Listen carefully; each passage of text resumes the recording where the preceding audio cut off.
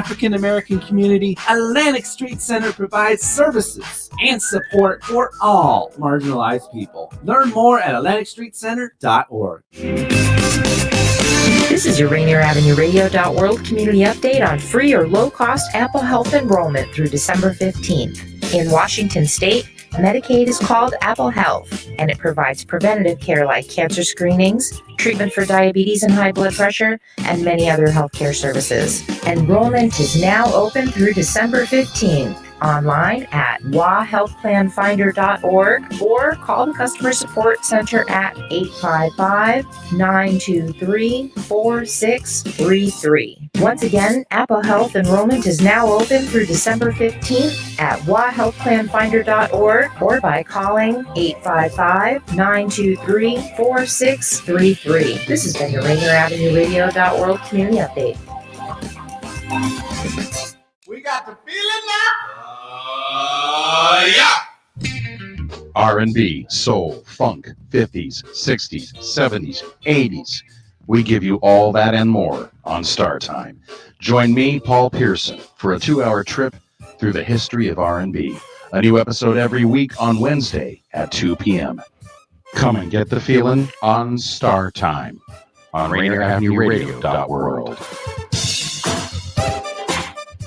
You are listening to Rainieravenueradio.world. Don't forget to log on www.Rainieravenueradio.world. Welcome to Rainieravenueradio.world and our special broadcast of the impact of the coronavirus on South Seattle and surrounding communities. It's me, Tony B. And here we are again, December 11th. We started doing this on March 13th. Positive coronavirus tests continue to surge across King County as Seattle has hit a 10% rate. And this is, well, it's turning into what some of the scientists predicted it would turn into if we did not do certain things. Who's to say that it would have happened anyways if we had taken other measures? Some of this might have been prevented. Either way, this is where we are at. And every area in King County saw positive coronavirus tests surge in mid-November. New public health data shows, and in many of these areas, infections hit an all-time high. We have a special show powered by Public Health, Seattle, King County, and we're going to give you information. We'll just call it what you need to know about the coronavirus as we head into the middle of the holiday season, I guess you would call it. Thanksgiving happened. I guess we'll see shortly how that impacted the positive coronavirus cases. And we're moving into, again, Hanukkah, Christmas, Kwanzaa, New Year's Eve. Wow. We'll see what happens here. Joining me on the program, we'll have a number of different guests. Daphne Pye will be joining us. She's a Health Services Administrator for Public Health, Seattle and King County. Patty Hayes, who is the Deputy Director, will also be joining us a little later. Vanessa Quince, the Social Research Scientist. Yes, we had a scientist coming on. She'll be joining us as well. And right now, Project Manager for Public Health, Seattle and King County, Mental Health Resources, Anthony Rivers. Anthony, how are you? I'm good. How are you? Anthony, under the circumstances, fantastic. I get that. I totally get that. Believe me. Here we go. I mentioned at the start of the show, March, I think, this is March 11th, I think. Maybe it's March 13th. It was March 13th. Was our first show. We had just been hit with the initial stay-at-home and governor mandates. And really, I'm just keeping it real. I was thinking, by August, this is going to be gone. Mhm. Now, there are a lot of things that weren't taken into consideration at that time. We didn't know very much about this virus, and it was all new. Um, and, I'm not going to get into the whole politicizing of it, but we're still here. For you, in the position that you were in, I want to take you back Mhm. to that initial time. And what were your thoughts, Anthony, initially about the coronavirus, the novel coronavirus, meaning it's a new virus, with the position that you held? How far were you visioning out in your crystal ball? What did you anticipate would be happening here in December? And just keep it real with me. I mean, but you kind of have a position where you have to do this thing. But really, were you expecting this to be where it was now? Absolutely not. And I'll be honest with you. This is not the position that I started in when I started my career with King County.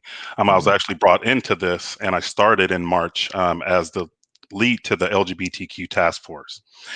And at that time, no. What we were looking at that time was, I thought it was a short-term thing. It wouldn't last very long. It'd be a couple months. As things started to progress, I started to have my own challenges, with what was going on with the face mask and, the isolation and social distancing. And that's how I came into this role. And, even coming into this role, it's inevitable. It was inevitable that there was going to be some mental health concerns when it came down to isolation, social distancing. That's just not what we're meant for. We did it for a little while, but after that, as you see, people were over it. And so, did I see this coming? No. As things progressed and people started to get what I call COVID fatigue, where they're over the face mask, they're over staying home, they're over not being able to go to their bars, they're over not being able to hang out with their friends. As these things happened, you could more start to see the impacts that the mental health was having on that COVID was having on mental health. Mhm. And for anyone who wants to join us and participate in this conversation, you can give us a call at 206-290-9685. If you are watching on one of our streams, you see that number on the top left-hand corner. If you are listening, again, joining us, listening literally from all over the world, it's Anthony. That's a thing. When we started doing this in Kirkland, so Seattle, folks saw this as the epicenter of what was going on. And as we shared information with our communities during that time to dispel some myths and misinformation, one of the things that happened right away was Black folks were saying that they couldn't get it. I'm not making this up. And it was something that was pervasive, particularly among school age kids. And our Asian community members were already being discriminated against. We were having folks join us on the air to tell us that they were COVID positive before I guess you'd call it mainstream media or information was coming out that this was impacting our communities here in South Seattle.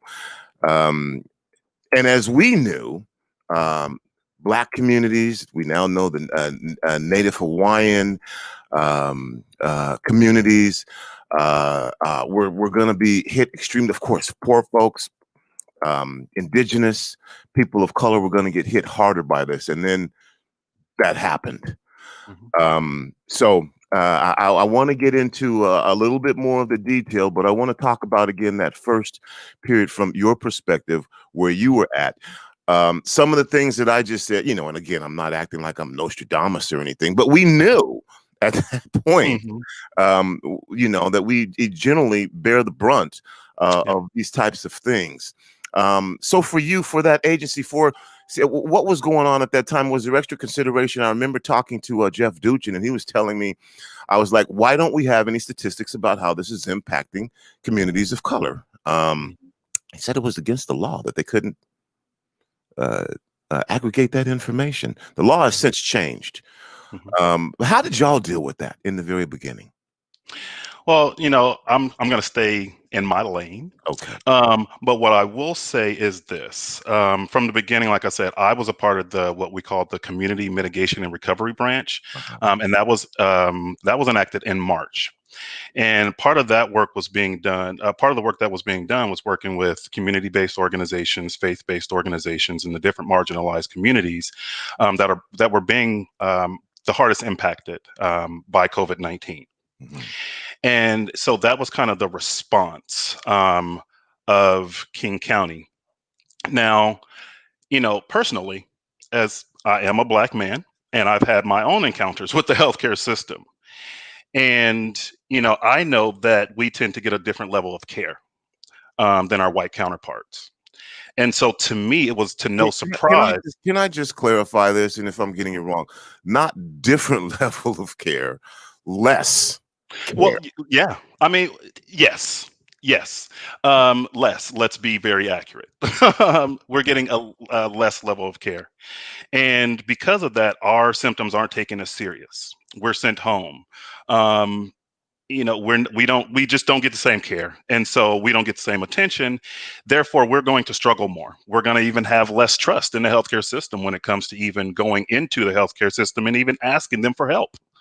And so all of these things are going to play a part in that. But like I said, as far as what we did as King County, we enacted the community mitigation and recovery branch to work with the communities that were the most impacted. And okay, let's get into this a little bit now, Anthony. You are the project manager, mental health resources. Let's start off with just, I know this is going to be big, but maybe Mhm. this is what we need to start off with. What is mental health? We know about physical health. Mhm. What is mental health? Well, my definition, mental health is emotional well-being. It's emotional wellness.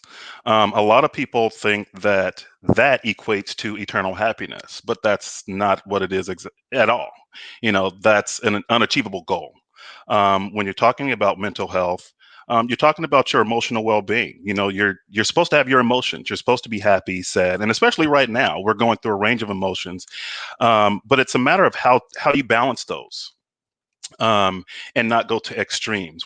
Like I said, we're supposed to have these emotions, but mental health, it's just as important, and that's why my role is so important right now, is because when we're dealing with COVID-19, and there's a lot of emphasis on what's happening with your body, your mind goes with that too. And like I said, we're being just as impacted. Our minds are being impacted just as much.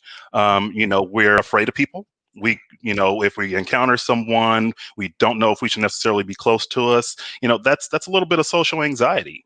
Where face mask. Let's talk about face mask and being a person of color and having to navigate that, and going to the grocery store and being followed without it, and then having to put that face mask on for your safety, or for the people who would actually be following you around. It's for their safety. So when it comes to mental health, it's like I said, it's taking care of your emotional well-being and understanding that that's not eternal happiness. That's a balance of all your emotions. Okay, I'm going to go further into this, but I want to address this first. Mhm. There are stigmas attached Yes. to mental health. Mhm. Let's talk about that a little bit. Stigmas attached to mental health, and if you can elaborate on what I'm alluding to here. But we know for sure that there are stigmas attached. People call you crazy. Mhm. You know what I mean? It's and in particular, again, in marginalized communities, that only adds and exacerbates the problem. Let's talk about this concept of, and you can disagree with me if you want to, that Mhm. stigmas are attached to mental health. It's not something that people like to discuss, talk about, let alone claim. Mhm. Yeah. There's a lot of stigma attached to mental health, because when you say mental health, people automatically assume crazy Mhm. or there's something wrong with you. And that's why the name of our team, the Community Wellbeing Team program, it's not the Community Mental Health Team on purpose. That was very intentional, because it is more about emotional well-being. There is a lot of stigma attached. And, when you talk about, again, I'm a black man. That means I was a black child with a black mother. And, growing up, you didn't talk about it, or a lot of times people want to pray it away, or people want to deny things that are happening. And so to me, a lot of these things, the stigma survives in silence, and hiding it. To me, having a conversation and bringing it out into the open um, pushes back against that stigma. Um, the term mental health itself, I was actually having a conversation with my own therapist about the term mental health. And when people think mental health, I think the problem, and again, this is my opinion, but I think when it comes to the term mental health has a lot of negative things attached to it. People think psych ward. People think, straitjackets. People think medications. People think, being in a comatose state. There's a lot of negativity that comes with the term mental health. And so, what I talk a lot about, like I said, is emotional well-being, because that's actually what we're trying to achieve. And it doesn't have the negativity attached to it like the term mental health does. It's just the words, but it's the same thing essentially. How do you navigate this? All of us are in this, same position. Some of us are in it differently. There are two Americas. I'm saying that, but all of us essentially are kind of in this. How do you navigate? And then I'm going to start getting into the. Am I okay? Yeah. Am I feeling something? No, maybe not. Maybe. No, I got to get that out of my head. Nothing. I'm fine. I'm really fine. Times are just a little hard right now. Yeah. But then again, you say to yourself, am I okay? Yeah. Well, I think, like I said, things survive in silence. Mm-hmm. So when we talk about our pain, or pain survives in silence. So, and it takes a lot of courage. It takes a lot of trust to make yourself vulnerable enough to talk about it. But there's a lot of power in that. And so when you're talking to yourself, you can ask yourself questions all day long. Ask that question to someone else. Actually give them the opportunity. I don't like to ignore the elephant in the room, and I don't like to ask questions I already know the answer to. We're in a pandemic. We're struggling. You're struggling. I'm struggling. It may look different, but we're all struggling in different ways. And so, create the conversation. If you feel like you're struggling, your friend is probably struggling too. So what I say is to create a dialogue, create the conversation. Ask someone that you care about. Make sure they care about you too, but ask someone that you care about, how are you doing with this? And listen, ask them, how's this bothering you? They may have been waiting since March for someone to ask them that question, but you know what that does? That creates a conversation for you to be able to also say how you're feeling. My guest again is Anthony Rivers. And Anthony, thank you for having this open, honest, frank conversation with me. That's how we get down. Uh-huh. And for families being isolated, being together, all that, for some people, we knew that just wasn't going to be good to start Right. with. Maybe that wasn't the overall mainstream, but for some people knew there were people didn't want to go home. And initially, when folks were saying, well, there's people out on the street, why don't they go home? And I was here on the radio station, they may not want to be home. And it could be worse. Mm-hmm. And so let's not judge folks, and if you're like, oh, stay home, what are you doing out on the street? Oh, black people are gathering. Look at them, they're at the park. But families were together. Can a family unit be depressed? And I don't know, maybe that's not but just as we're looking at this, and we're talking, I was talking about an individual, but the unit, the family unit that's isolated together, how does that impact mental health? Well, I think that's going to impact mental health a lot, and it's going to really depend on what the family is going through. Are they going to share the same depression, so to speak? No. And I'm not a doctor, and I'm not a therapist, so I'll just say that. But if you think about, if there's a family of 5 and you've got a student, you got a couple students, you got a couple parents who are working, and then you've got a grandparent. The couple parents who are working, they're trying to work remote. One may be trying to work remote. One may be an essential worker. The kids, they're trying to navigate school. They don't get to see their classmates. They haven't seen their classmates' shoes since March, if even this year. You know what I mean? And so, if the parent is stressed and they're not able to assist their child, that may cause them frustration. If that causes them frustration, they may be yelling at the child. That's not going to make the child happy. That's going to invoke emotions in the child. At the same time, you've got the older parent who's in the home. They're just trying to survive, but think about the anxiety that they could be going through just because everyone's moving around. People have to go outside to go work. People are coming back home, potentially exposing them, not intentionally, of course, but doing what they need to do.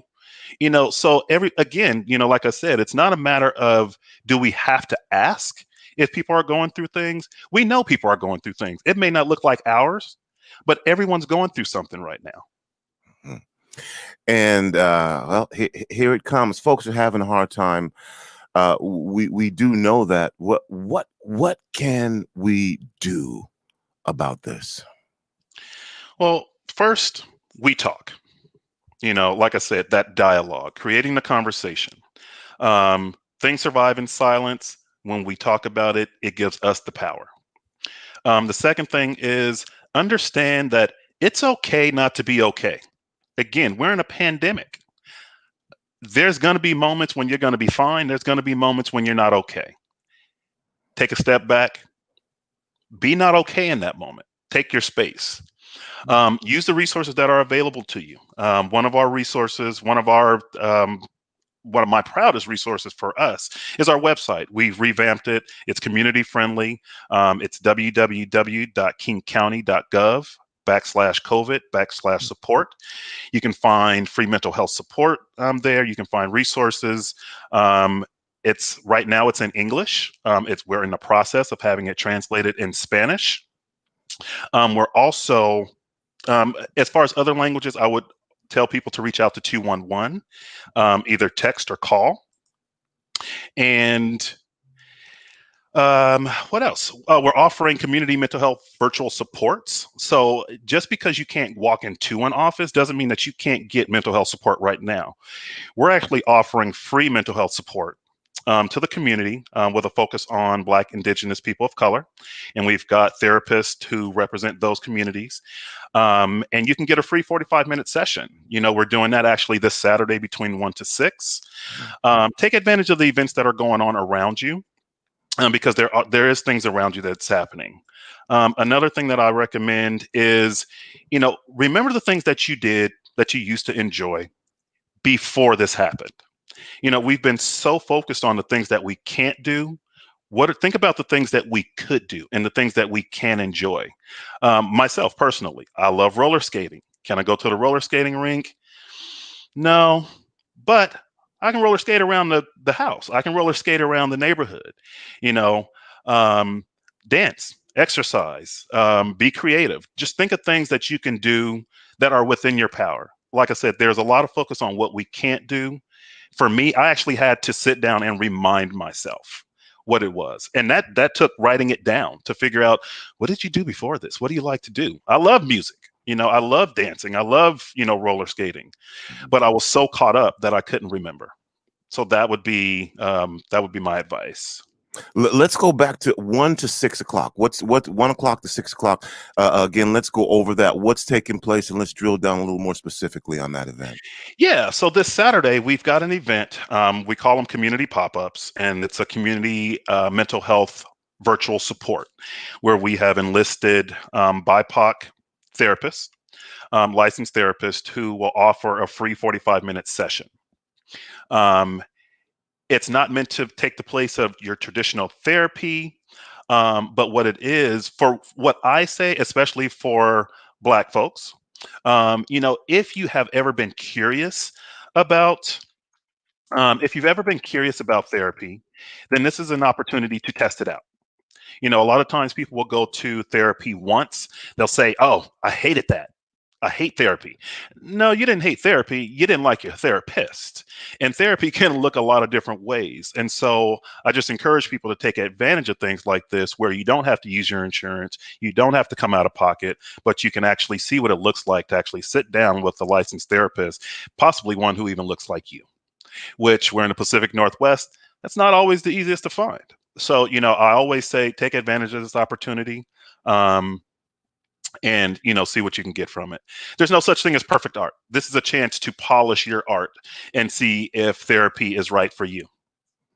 And how can folks get down? How can they take advantage of this? What do they need to do? For that, we are I'll have to get the link for you, but the link is it's on our Facebook page, facebook.com/SKEW League, LEAGUE. You can find information there. You can find a lot of information about our upcoming events on there. We make sure to put all of our events there. And yeah. Okay, and we'll do that. If there's anything else, do you need to pre-register, or is this a Zoom thing, or a team thing, or it's going to be call thing? Yep, it's going to be virtual. You do need to register. If you go to the Facebook page, you can get the Eventbrite link, which will take you to the Eventbrite page to sign up. Right now, we have groups. We have a group session, and we also have individual sessions. The last I checked, there were some sessions left, so I would take advantage of those as soon as possible if people are interested. But it won't be the last one either. These are things that we're doing constantly. So we will be doing these hopefully again next month and continuing throughout the year. Okay, and I see something here about 10 a.m. to 2 p.m. on Saturday too at Integrity Life Church. Yes, looks like there's another event from 10 a.m. to 2 p.m. this Saturday at Integrity Life Church, and that's at 37603 28th Avenue South, and that's in Federal Way. And they're going to do health insurance enrollment, flu shots for people who are underinsured and uninsured, Orca lift, and also there'll be some COVID-19 testing as well.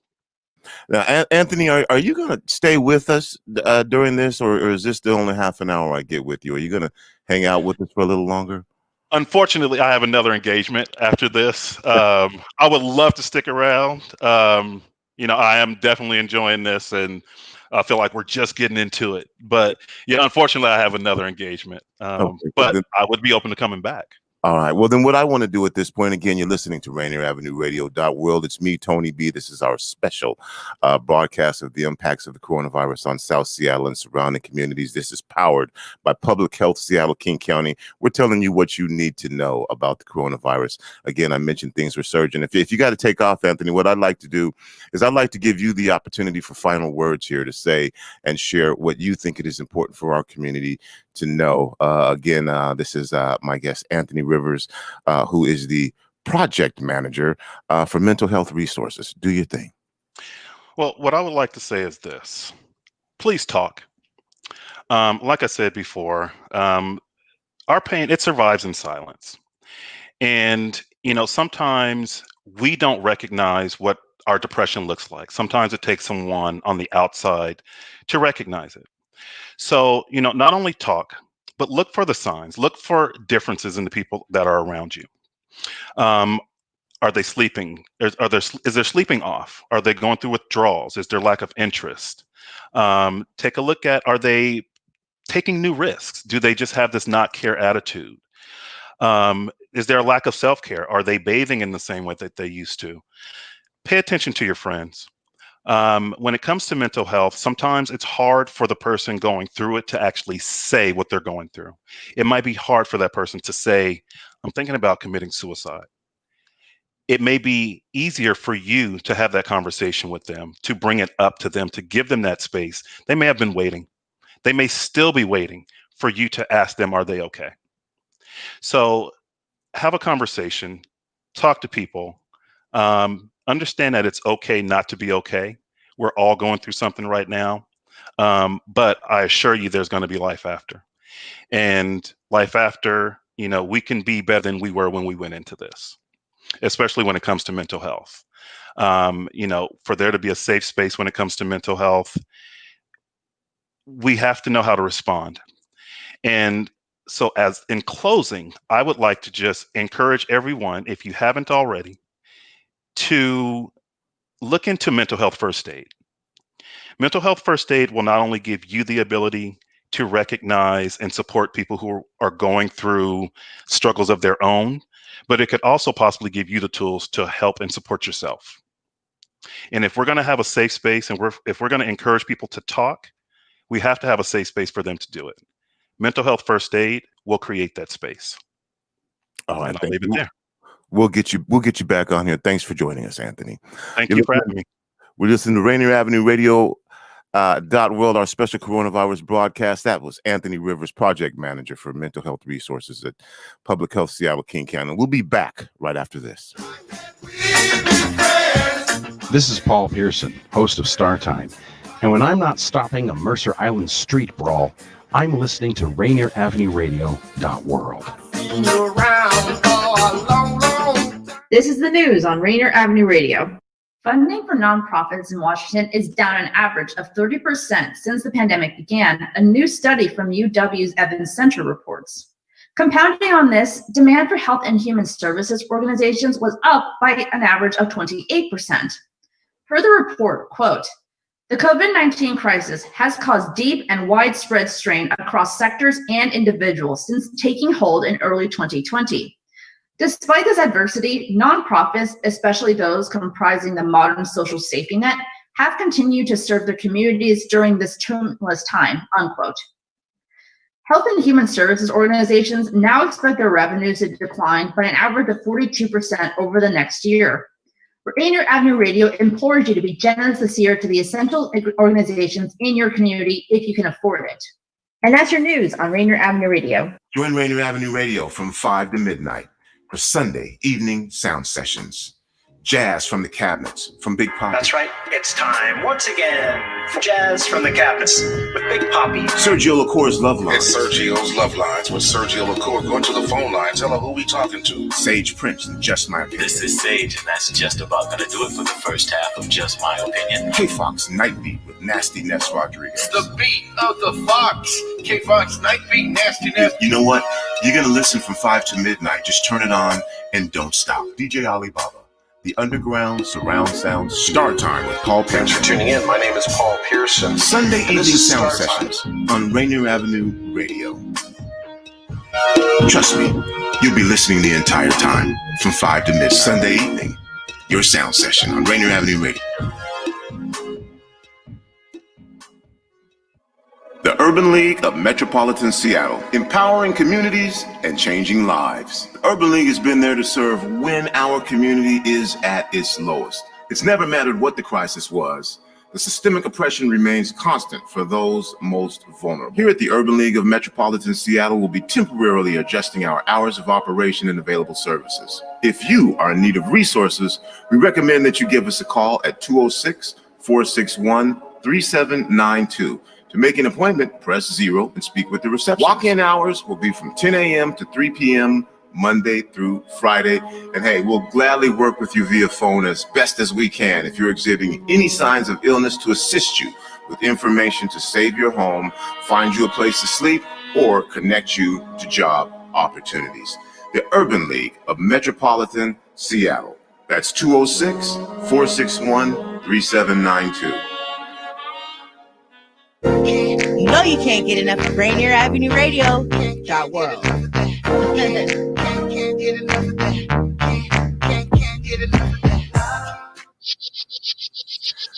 Welcome to Rainieravenueradio.world, our special broadcast of the impacts of the coronavirus on South Seattle and surrounding communities. This entire 2-hour show is powered by King County Health. Public Health, Seattle, King County. If you're just tuning in, Anthony Rivers was just on with us, and we were talking about mental health and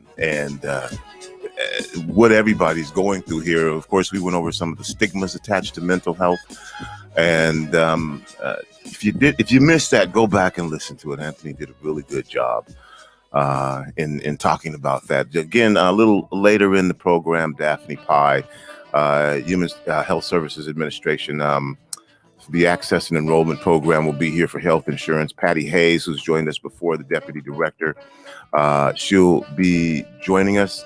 And Vanessa Quince, Social Research Scientist, Public Health, Seattle and King County, I believe is here. I'm going to talk to her in a second. Scientists, science. We keep hearing about the science. Trust the science.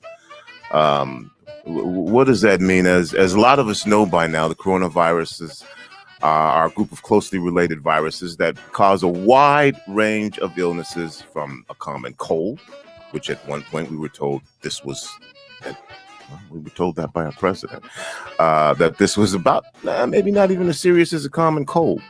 But these coronaviruses obviously have more serious diseases. You remember SARS, severe acute respiratory syndrome.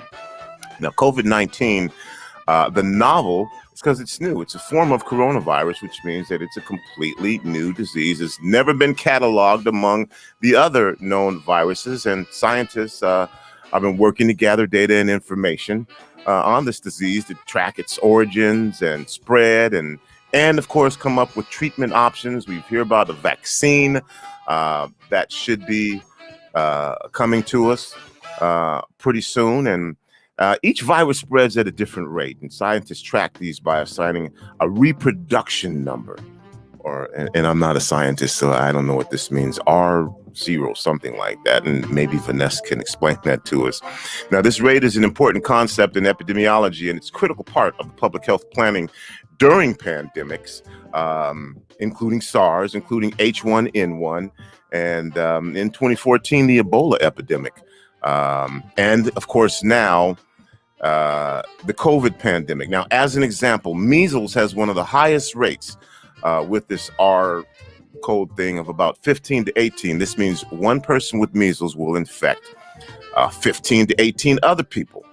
On the other hand, the flu is less infectious with about a 1.3 rate. Scientists are currently nailing down the COVID-19 reproduction rate, but the estimate is it's somewhere between 2 and 3. Again, I'm not a scientist, but joining us is Vanessa Quinn, social research scientist from Public Health Seattle and King County. Vanessa, how are you? I am good. How are you? The circumstances, fantastic. Agreed. How did I do? I tried to break that down very simply. You did. I think you did a great job. Yes, the reproductive rate is this like scientific or mathematical calculation is how much can we estimate one person will infect another person with the disease. So like you said, measles. So one person, measles is highly infectious. So one person would be estimated to infect 15 people. And right now, scientists are trying to figure out what that rate looks like for COVID-19. And for our numbers in King County, ideally, we want less than 1, right? Because then it becomes like a negative reproductive rate where people are less likely to infect one person or more than one person. Well, Vanessa, let's start by talking about what this means. Social research scientist for Public Health Seattle and County. What do you do? So when I first saw that question, I started laughing because half of the time I'm like, what do I do? So in general, a social research scientist is somebody who like studies societies, institutions, and how powers interact with one another. So if we think of like topics like political science, anthropology, sociology, those are social sciences, and a social research scientist does that research. However, in county and public health, this role is very much that we collect both quantitative and qualitative data on county programs to see if they're meeting their specified goals. So for example, I am the lead evaluator for King County's Zero Youth Detention Initiative. So my job is to collect quantitative and qualitative data to make sure that that program is meeting its specified goals. I'm just going to back up for a minute because everybody doesn't know. So just tell us what you mean, the difference between quantitative and qualitative. Yeah. So quantitative, thank you for that question. So quantitative data, I would say, is like the straight up numbers, right? So thinking about the numbers and how they show. I see quantitative data as showing the what. So they show the general patterns. They show like what is going on. Qualitative data is more looking at interviews, focus groups. So that examines the why. Whereas like the quantitative, you can see what those patterns are by doing qualitative work. Once again, that would be like interviews, one-on-one interviews and focus groups. You can better understand the underlying reasons for the numbers that we're seeing. And Vanessa, you can give me your personal opinion on this or your professional opinion. But since we're talking about science, and again, I try not to drag the politics into this, but it is what it is.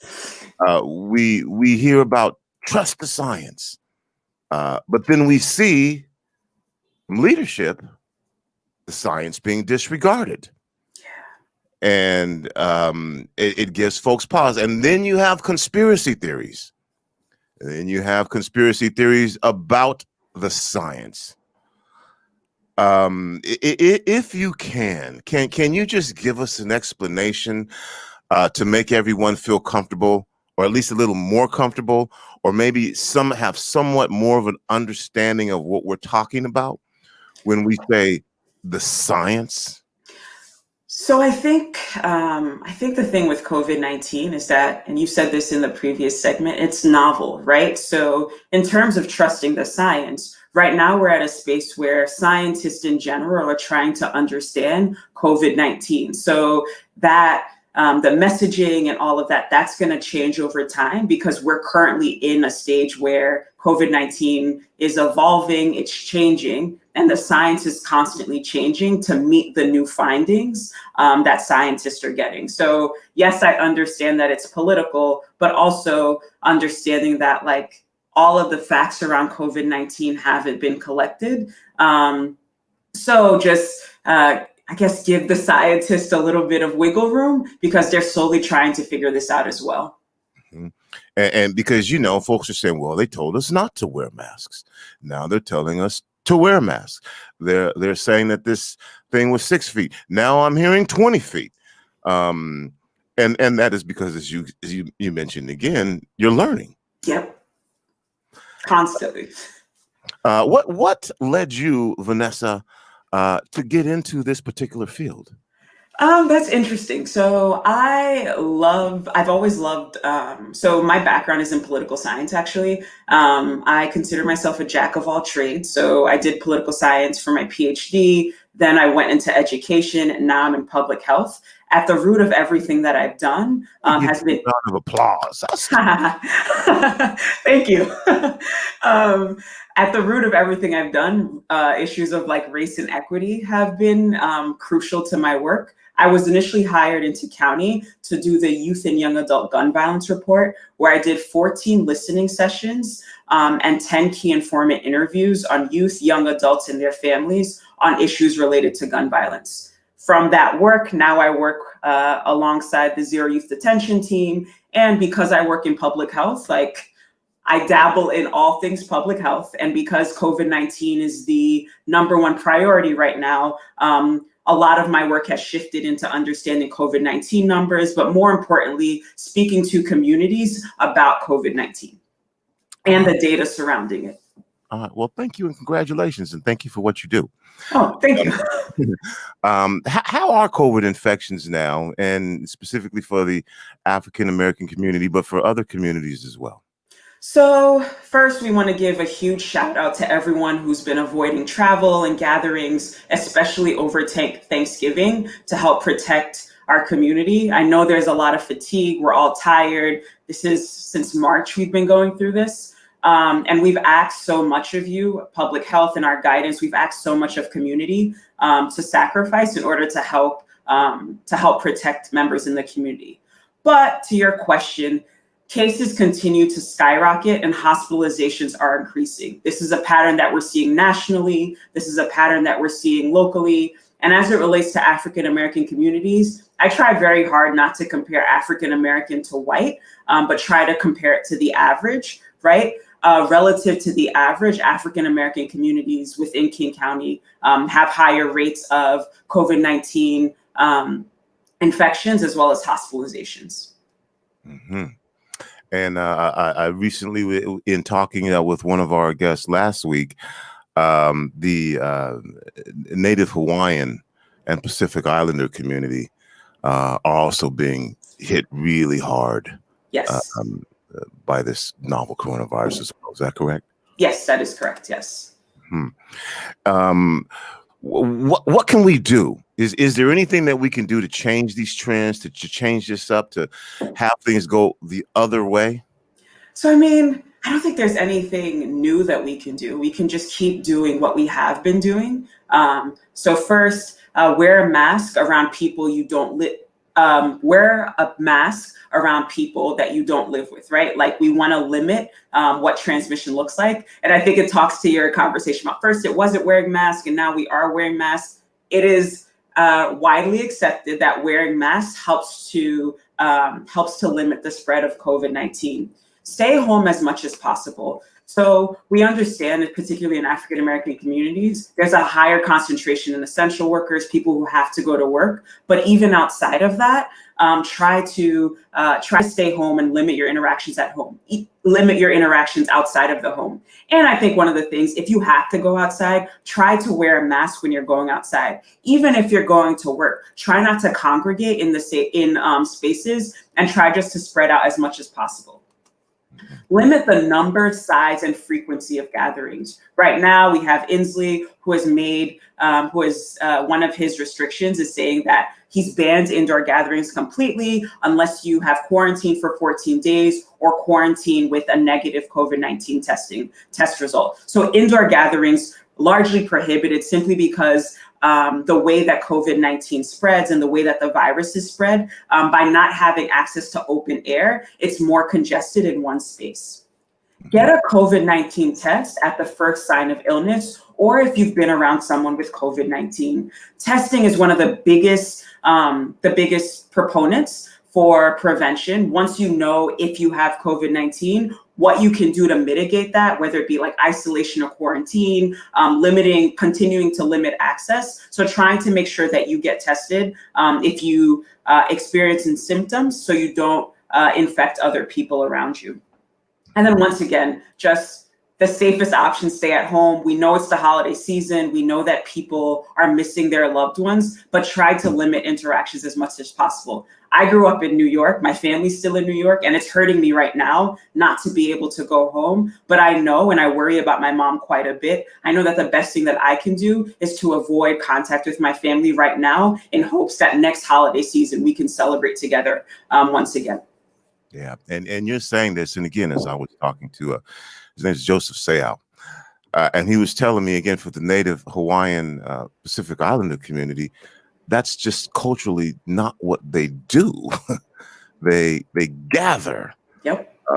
They celebrate their elders, culturally, traditionally. So this is a way different thing to have happen. I'll let you comment on that if you want to before I move away. You may just want to reiterate the point of what you're talking about. Yeah, like try to stay away. I think one of the things that we all are recognizing in public health is there's some risks that communities don't want to take, right? If being with your family and being with your community is like really important to you, maybe one of the things that you can do is try to wear a mask, even if you're inside the house, wear a mask, stay 6 feet apart, keep windows open, try to keep ventilation into the house, and just try to mediate and intervene in the possibility of getting infected. And we were talking with Anthony before, and we were talking about those mental health issues. And for some people, they're saying mental health, COVID, I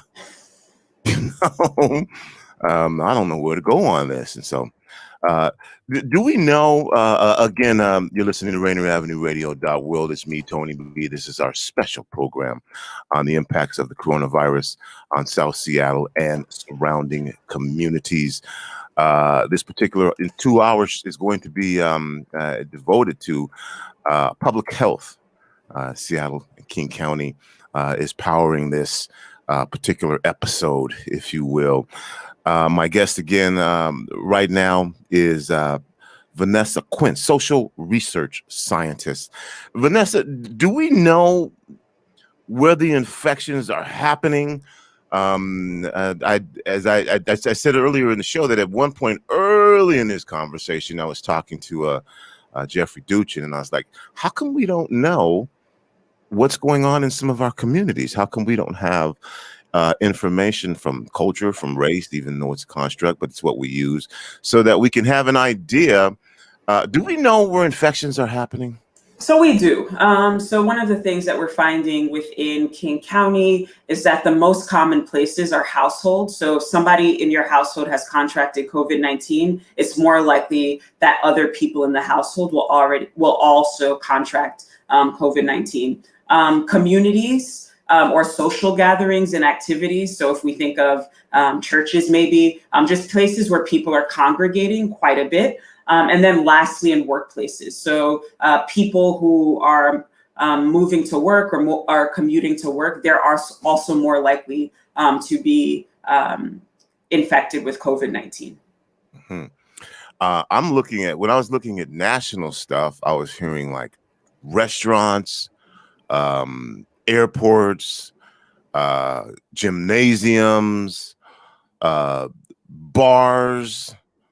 I don't know that I necessarily heard you mention those things, or maybe that's part of the going out thing that you were talking about, the communal type things. Yeah, and I think in general, that's why like a lot of governors have shut down indoor dining, have shut down all of gyms, and that's because you are more likely to become infected with COVID-19 if you're in these small, tight spaces. So that's why they tend to close it. So given that these smaller, close-knit spaces are being closed, the sources of COVID-19 transmission right now is, like I said, in households, community or social activities, and in workplaces. And these are places that regulation isn't going to stop the spread. Wow. I know you're just giving the news. I know. and I appreciate your honest, open, frank conversation. But when you hear that, there's somewhat a little bit of comfort in saying, okay, it's at restaurants, it's at gymnasiums. Ain't gonna do that.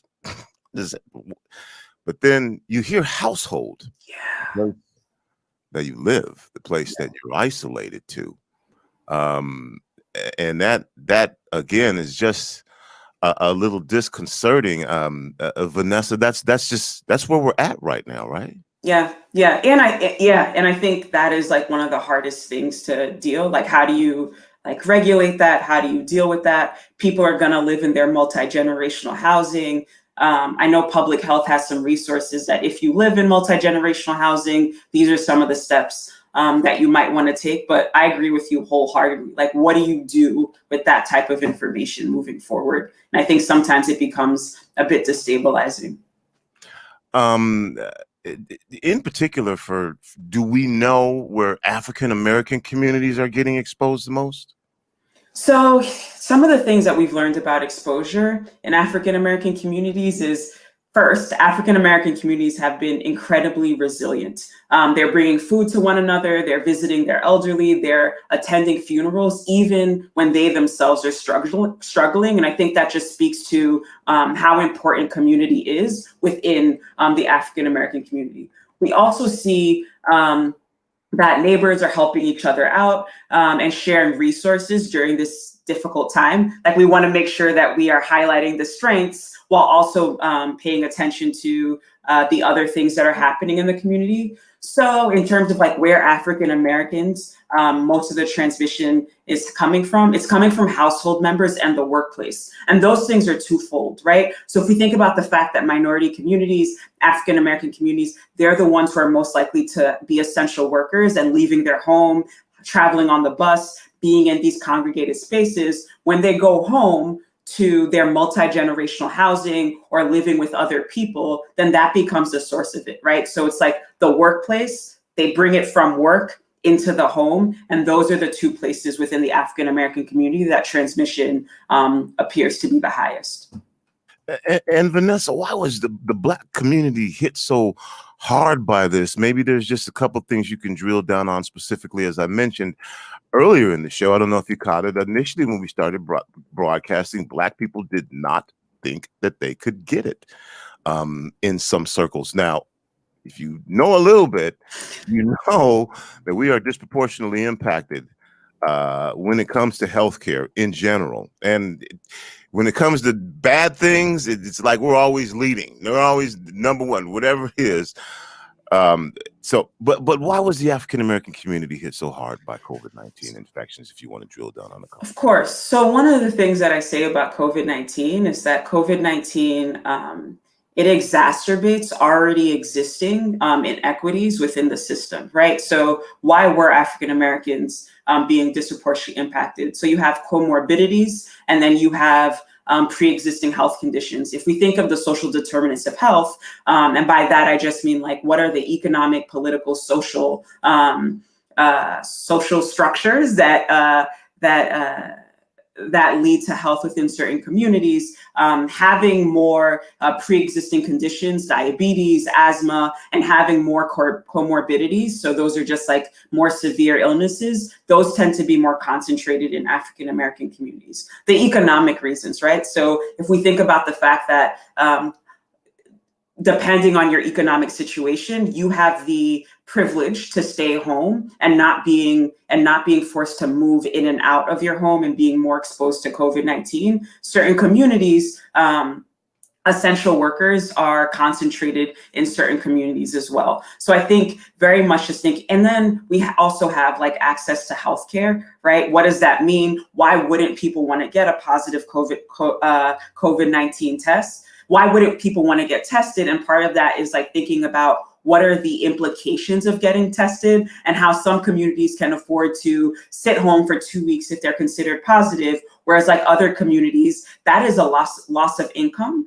and that would hurt their community to a much larger extent. So I think very much just these underlying conditions that exist within the African American communities, they became ripe to creating this space where African Americans are disproportionately impacted. And not just them, right? It's just also other minority groups who have similar social determinants of health who tend to be impacted more by COVID-19. I hope that answered your question. Yeah, it definitely did. And you know what? It's like we just started and we're almost out of time. I know. And so I want to give you the opportunity for final words here in these last couple of minutes to say what it is that you would like to say. And thank you for joining this conversation and talking about the science. And so whatever it is that you'd like to say, maybe you can throw in there how we could be safer. What should we avoid? But just information that you would like to share with our communities right now. So I think I have to repeat, right? You wear masks. Try to be as safe as possible, limit your interactions outdoors. And I do think one thing is that like we at Public Health, we recognize that this is a really difficult and trying time for the community. So please navigate the Public Health website. There are resources that we're making sure that we're providing our communities during this time.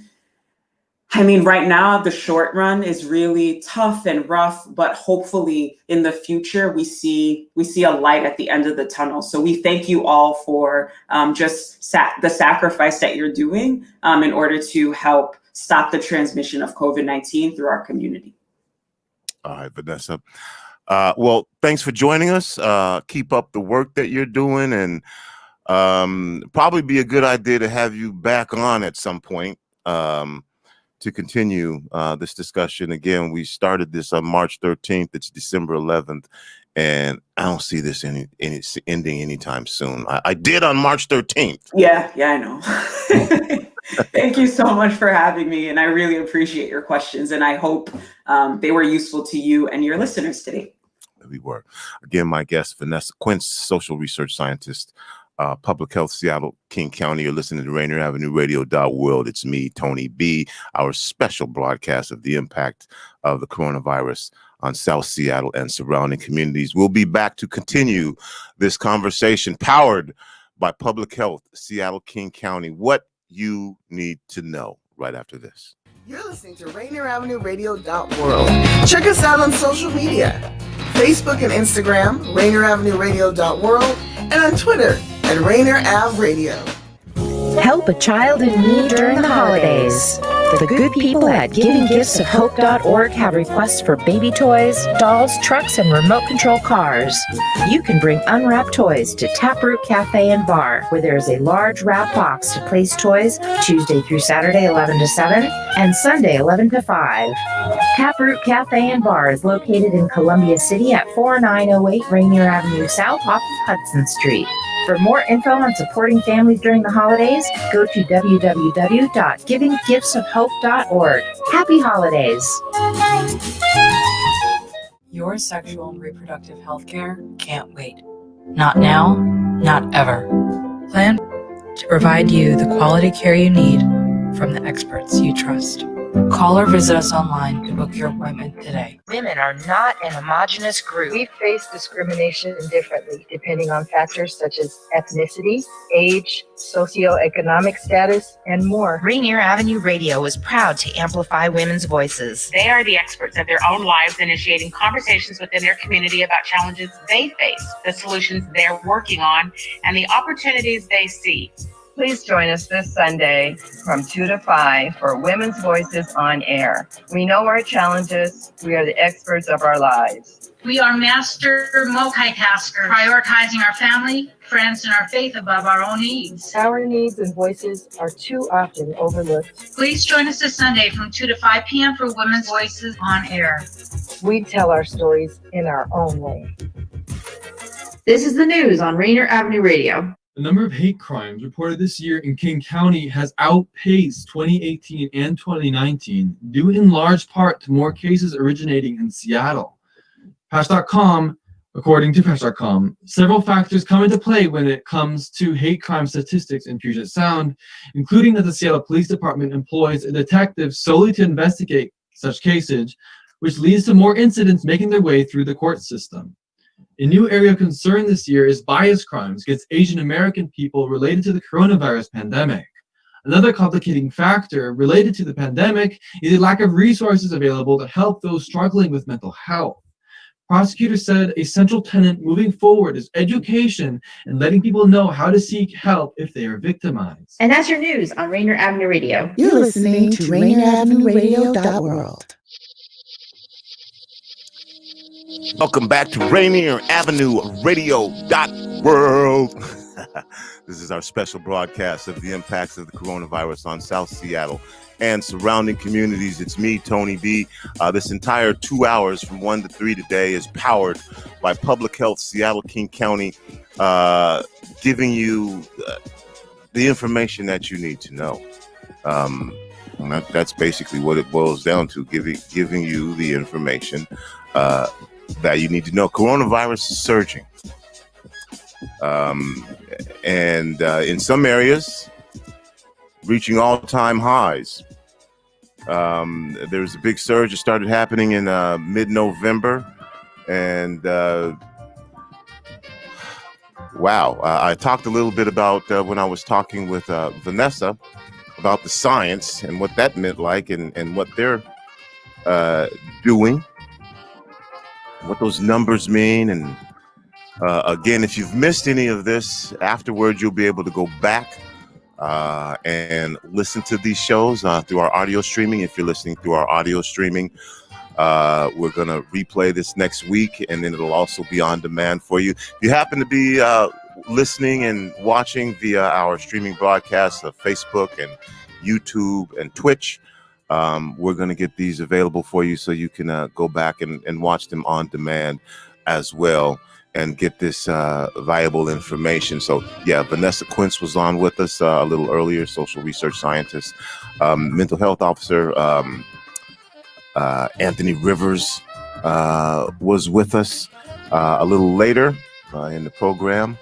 We're going to get a visit from the director. Yeah, I think that's who's going to be joining us. But right now, I'd like to welcome Daphne Pye to the conversation. Let me just get this name here so I can have it. Not before Daphne, but so I can just get this, and then we can get right to you. And let's see, who is it's, I know the name and I just can't remember the name right now. Betty, what's her last name, Daphne? Okay, I won't put that on you. I'll find it. But right now, joining us on the program, Patty Hayes. That's who I was talking about. Patty Hayes. She's the Deputy Director for Public Health, Seattle King County. She'll be joining us at 2:30. But right now, again, Daphne, thank you for being here. Health Services Administrator. And, I got to say, hey, good to see you. Good to hear from you again. Thank you. Thank you for having me. Long title, huh? Well, let's do this, Daphne. Health Services Administrator.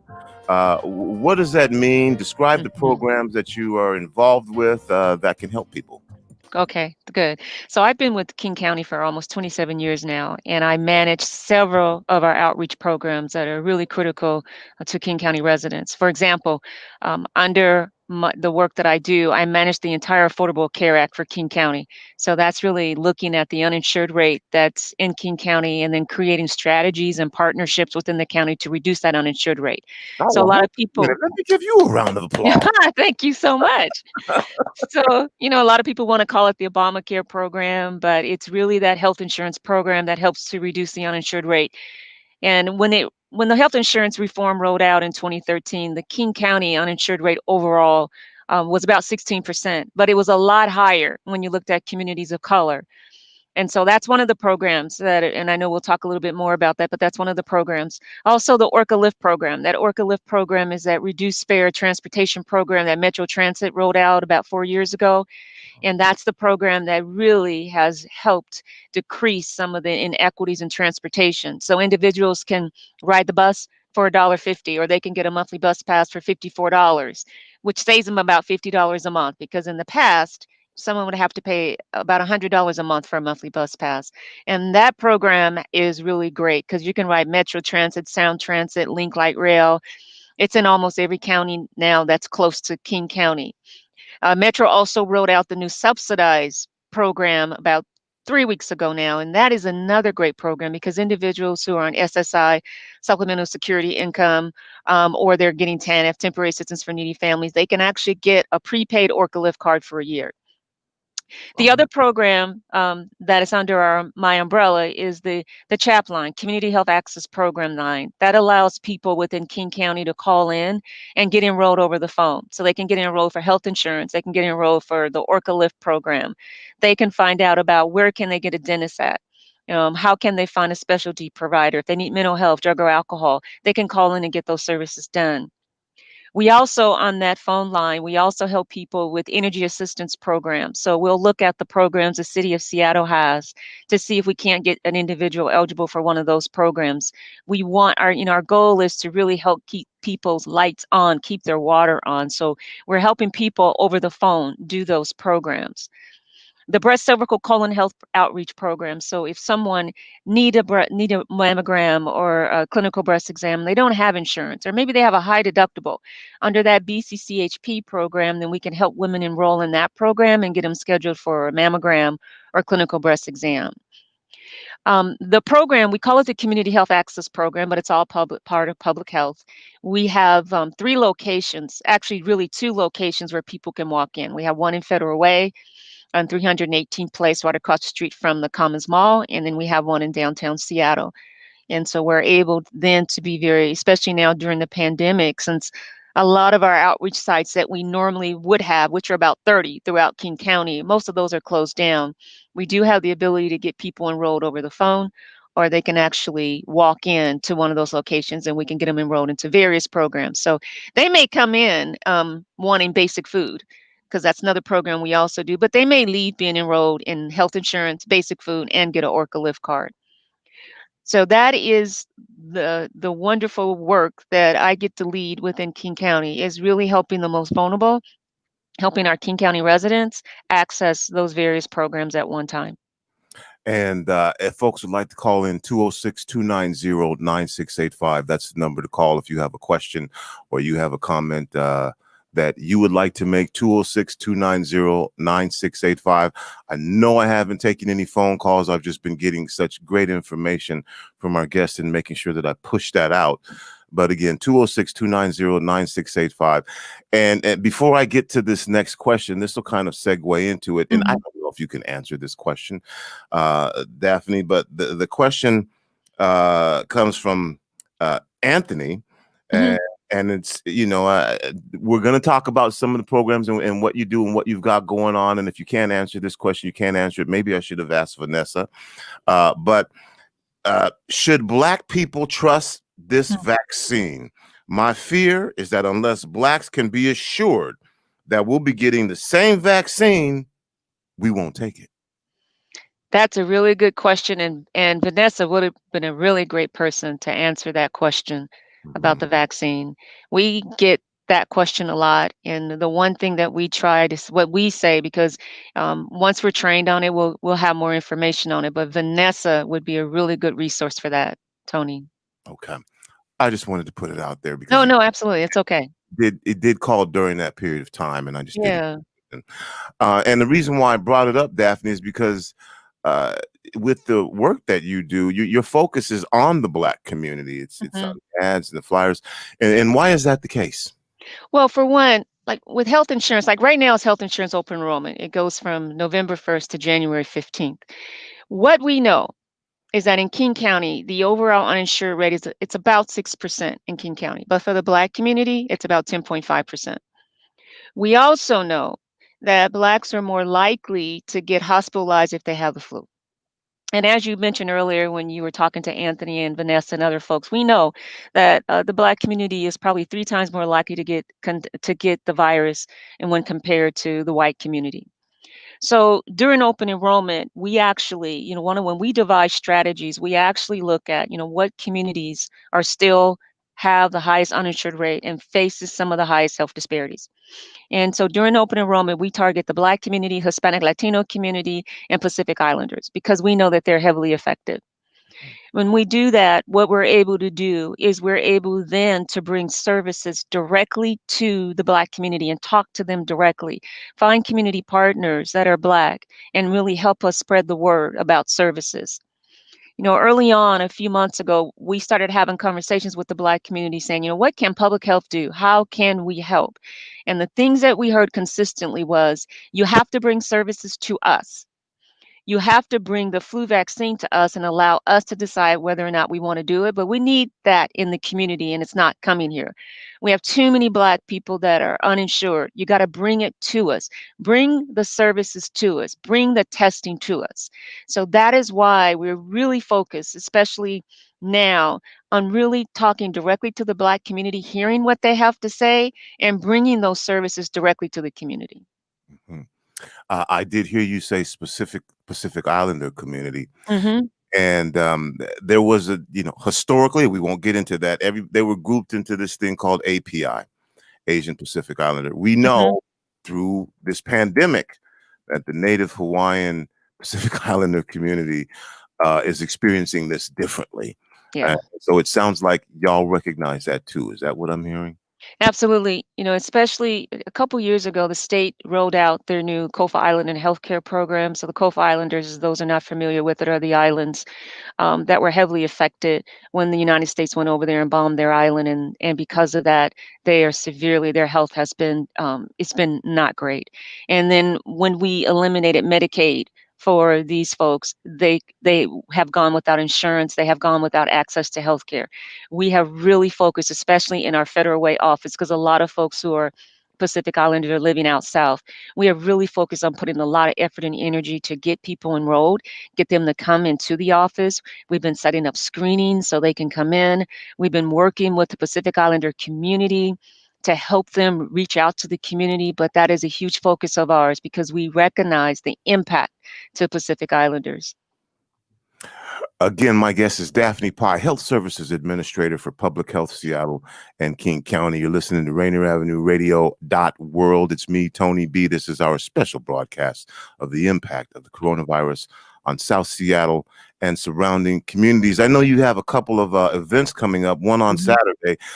Before we get into some more questions, because I know we're going to run out of time. There's so much to talk about. Let's make sure we get this in. Saturday, tomorrow, from 10 to 2 at Integrity Life Church. Yeah, we're really excited about that because we know like the Black community has changed so much. You know that they're living in South Seattle, they're living in Skyway, they're living in Federal Way and Ken, and we're partnering with Integrity Church, Joe Bowman, to have an event on their church property. So we're going to be doing health insurance enrollment. Harborview UW is going to come in to do COVID testing. We'll have public health there to do the flu vaccines, and we'll also be doing the Orca Lift card, so folks can come out to that event and they can get enrolled into Orca Lift. But that area, it kind of reminds me of Skyway, how Skyway, where it's situated and transportation is just really tough to get to. We had an event last week in Skyway. This area in Federal Way is the same way. Transportation is really hard to get to. In that area, you may have, within a few blocks, you'll have these beautiful, expensive homes, but a half a block away are trailer parks. There where a lot of low-income housing is. There's a lot of folks that need help. So we're going to be there on Saturday, and we're going to provide those services to anyone. There is no charge. Everything is going to be free. We want them to get tested. We're also going to bring in Black providers. We have some Black providers that we want people to talk to. So like the gentleman that called and asked about is the coronavirus vaccine, is it safe? They can come and talk to one of the providers that are there, and they can have that dialogue with them. And that's what we want. We want the community to be able to talk to people that look like them, that are more knowledgeable, that understand this, and get their question answered, and then make the decision as to whether or not they want to get a flu vaccine or get tested. And we also want people to know their options for insurance. Which program are you eligible for? We want people to try to get enrolled, but at least understand what they potentially could be eligible for. And I didn't hear you say it, but I'm assuming it's there. You're also doing testing. Is that correct? Yes. Or is that Right. We are doing testing for the coronavirus there. Harborview UW will be doing that testing. It will be a drive up. It'll be a walk up. People can walk up, and we'll also have a drive through model. and that's also free 99, right? It's also free. Exactly. And what type of barriers are there going to be in place, just so folks know? Um, and I say this because sometimes folks have situations going on where they don't want to share their information, and that doesn't help them get better. No. So what types of challenges should they know? Hey, this is what you're going to be asked. This is what you're going to have to present when you come to do this. Right. And I'm sorry. No, and it's very minimal. So if someone comes in, they don't want to reveal, someone's going to ask them their name because they want to be able to get the test results. They want to be able to sign the consent to be able to get the test. It's not going to be this long, lengthy questionnaire about how much money do you make. It's a very short registration form that they fill out so they can get their results. They don't have to, whether or not they have insurance or not, they'll say, do you have a health insurance? That is not a factor. If they say no, it's fine. If they say yes, but I don't have my card, I don't want my insurance bill, that is totally fine. Everything is free. It's confidential. And so they don't have to be in fear of someone's immigration status, for example. They don't have to be in fear of that. Maybe someone got tested before and they want to get tested again. That is totally fine. We are making it's a situation where Harborview and UW have been really great partners in this and making it really simple and easy for individuals to get tested. All right. Well, I've been asking people to call, and I haven't been going to the phone lines. And so this is really raw. I just let people call, and we just take the call. So we're going to go to the phone line right now and take a call. Caller, who do I have on the line? This is Guy Anthony. Hey, Guy Anthony, how are you? I'm blessed. Thank you. And you have a question, a statement, something you wanted to say? Yes. Well, it's been my experience since I have a lot of daughters. I tend to get a lot of teens who are not living with their parents or covered under their parents' medical coverage, specifically young ladies. And I heard a lot, so many times, and it broke my heart because they didn't have any information about getting insurance so that they can cover their medical needs. Okay. Is there some studies or are you guys doing anything to actually just reach out to them coming from the ages of 16 to, whatever, because they don't have children. They don't qualify for TANF and all that stuff. This Sure. is what I have experienced. Yeah, So that's a real. I'm that's sorry. anything to combat that. Thanks, Guy Anthony. Thanks, Guy Anthony. And actually, those young people can sign up for their own for insurance. They don't have to be. We have a lot of teens that are couch surfing. They're living with their relatives. They're living with friends, and they're going without insurance. They can sign up for insurance on their own. We have tomorrow. We'll have some of the health insurance navigators at the event that can get them enrolled. They can also call us over the phone if they're a teen living on their own and get themselves insured. They do not have to be living with their parents to do that. We can do that with a teen living on their own. When schools are open, we work a lot with all of our school-based teen health centers to make sure teens can walk in there and get enrolled. We get a lot of teens that call us to get enrolled, especially normally we'll get the teens that are pregnant. And when they're pregnant and they're calling us, they want to get insurance and we're getting them help. But we try to also, when we didn't have the pandemic, we had outreach locations that were out in the communities where teens could walk in and we could help them. But what I want you to know, Guy Anthony, is that we should be getting them enrolled.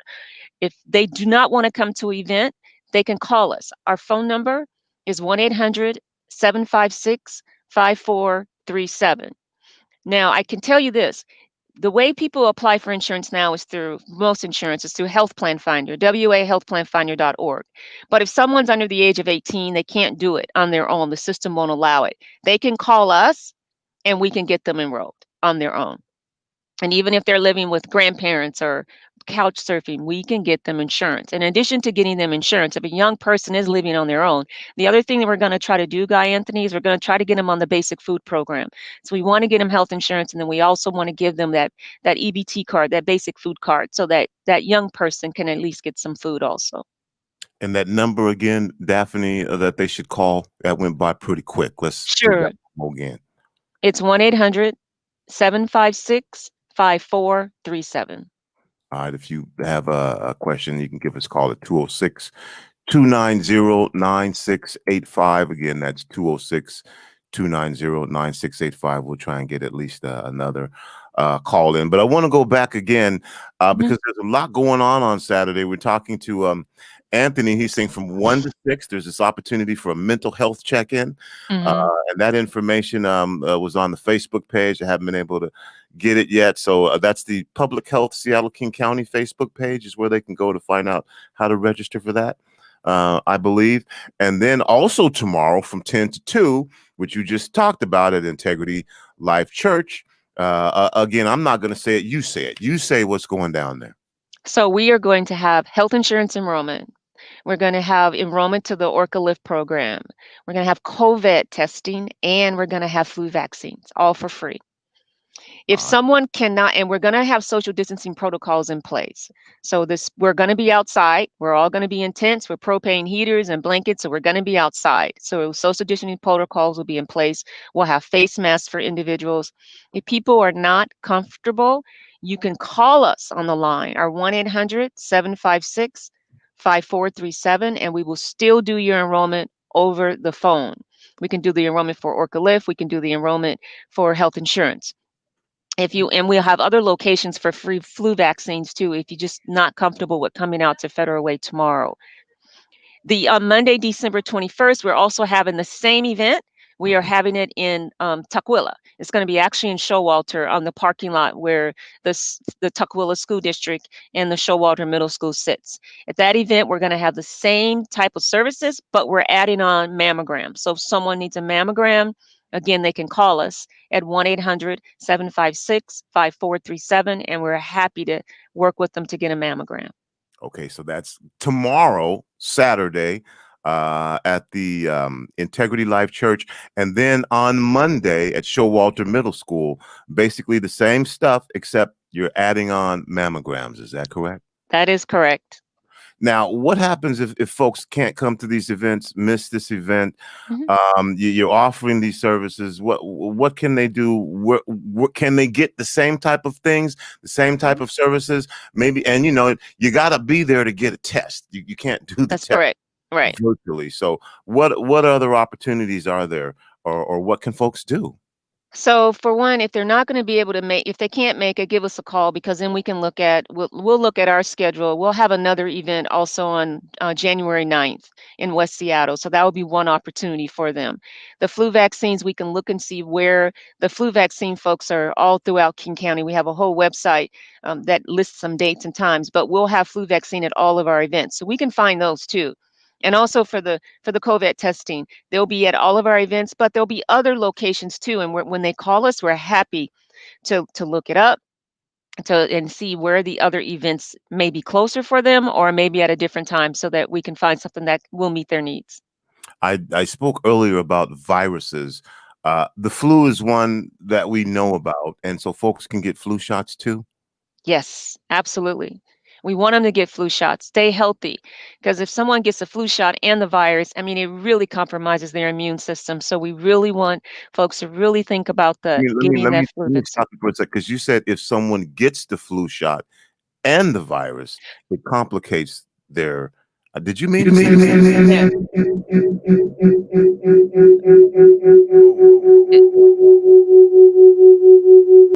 I think that's me. I'm sorry, if someone gets the flu and the coronavirus, it can compromise your immune system. I'm sorry.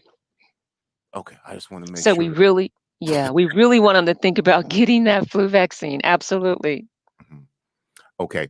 What other help or resources are available through public health, Seattle King County that folks should know about? The one thing I do want to mention is that the county rolled out a new program for someone if they did test positive for the coronavirus. Because a lot of times when people are thinking about getting the testing, they say, well, what happens if I'm positive? I can't stay at home in quarantine. So the county did roll out the stipend for workers who may have to isolate or quarantine. And that's really great because that would pay them a cash amount of money for them to stay at home so they can isolate or quarantine if they don't have the sick leave at their job or they don't have any vacation. So that's one program that's out there now. If someone does test positive, the contract tracers will work with them and we can look at their eligibility and hopefully get them into that program. The other thing that we do, especially on our phone line, if they call us and we're looking for resources for folks, if someone calls us and says, my water is turned off, one of the things we're going to do is we're going to look up resources for an individual to see if we can't get their water turned back on. If they're subject to getting that light bill, their lights are about to be turned off. I know right now it's a moratorium, but in a couple of weeks, unless those moratoriums are expanded, we may have some situations where folks are facing shutoffs. So we will help people when they call us and say, I need help with my water bill, I need help with my light bill. In the future, I need help with my rent. We're helping people do that. Someone may call us and say, I have a dental emergency, I'm in pain. We have a list of providers who will accept someone, whether or not they have insurance or not, to help with that dental pain. And we do that all on our 1-800 number when they call in. We really try to help King County residents to reduce any barriers or issues that they may be having. Mm-hmm. And again, my guest is Daphne. Daphne, I knew it was going to happen. We're almost out of time. Okay. It's okay. And Health Services Administrator, Public Health Seattle and King County. Even though I've got a bunch of questions to ask you, I'll just put it to you this way. Why don't you take this next minute and 30 seconds, a couple minutes, and you just share with us your thoughts, what you think folks should know at this time. The one thing I want the community to know that is, for one, it is so important that if you're eligible for health insurance, that you know your options. Especially in the Black community where we're getting diagnosed with situations that could be preventable, everything from diabetes to breast cancer to colon cancer, where a screening, if we can just get you eligible and get you into a screening, could really help prolong your life. So my first message to the community is know your insurance options. If you're not eligible for Apple Health, which is Medicaid, then see what the premium is going to cost you if you have to buy into a qualified health plan. And although a lot of people think that qualified health plans are expensive, we can help you understand what that tax credit would be. So that tax credit, you can use it every single month to pay down your premium. That will help you access care. In addition, this year they rolled out the new Cascade plans. Those new Cascade plans give you more benefits before you even have to meet your deductible. The second thing is that if you decide that the health insurance is just not affordable for you, then take advantage of the free services that are in the community. Take advantage of getting the COVID testing, take advantage of getting the flu vaccine, and then if you're eligible for Orca Lift to reduce your transportation barrier, get enrolled in those programs. We are kind of fortunate to be living in a county that has so many resources to help the residents. So we want to bring those resources to you. We want to help you apply. We want to help reduce your barriers. So please reach out to us. If you cannot come to one of our events, please call us 1-800-756-5437. Our website is kingcounty.gov/outreach, or you can even email us. And our email is chap, CHAP, @kingcounty.gov. Thank you. Daphne, I'd like to thank you for joining us. Thank you for the work that you are doing and sharing this information with us.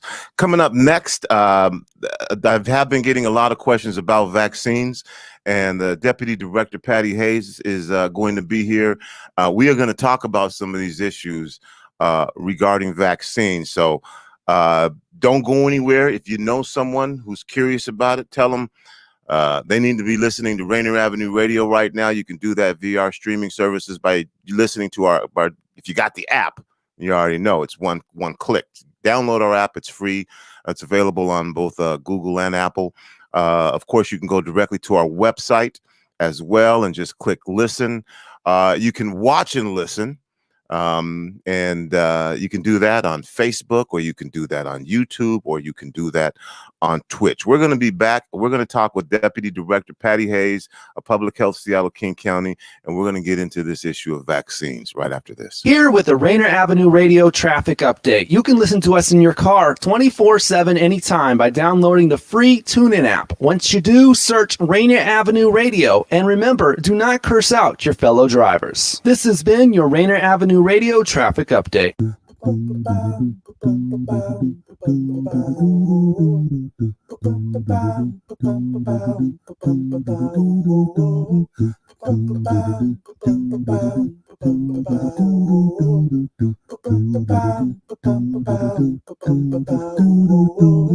Wash your hands, don't touch your face, wipe things down, clean up your space. When you cough and sneeze, do responsibly.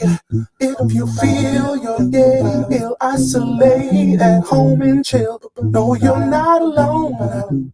Please pick up your phone and call 206-477-3977. King County 206-477-3977. Public Health 206-477-3977. King County 206-477-3977. Public Health Community Radio Station will provide you with more information. Say Rainier Avenue Radio. Your community radio station will provide you with more information. Rainier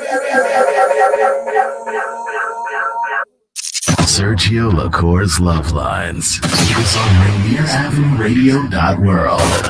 Thursday nights at midnight Eastern, 9 p.m. Pacific. Music and dedications for the grown and sexy.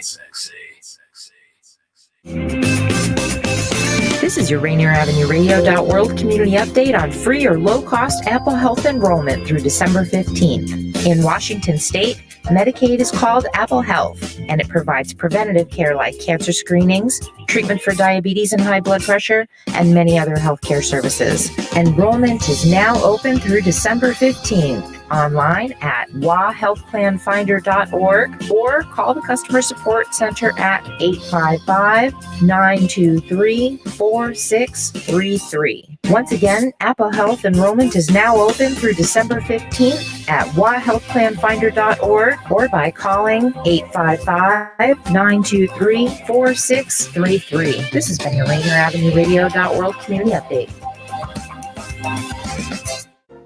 You know you can't get enough of Rainieravenueradio.world.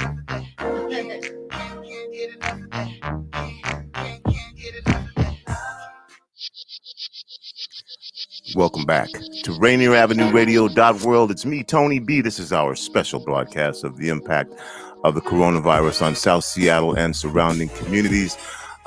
This entire 1 o'clock to 3 o'clock broadcast is powered by Public Health Seattle King County. Earlier on the program, well, if you just listened, you just heard Daphne Pye give you a lot of great information and where you can go. Again, if you're looking to get health insurance enrollment, we just played a commercial about that, or a flu shot, or an Orca lift card, COVID-19 testing. You can do this tomorrow, the 12th, from 10 a.m. to 2 p.m. at Integrity Life Church. That's tomorrow. And then again on Monday, same deal, health insurance enrollment, flu shots, Orca lift, COVID testing, and in addition, you get mammograms as well. And that's on the 21st, and that's at Joe Walter Middle School.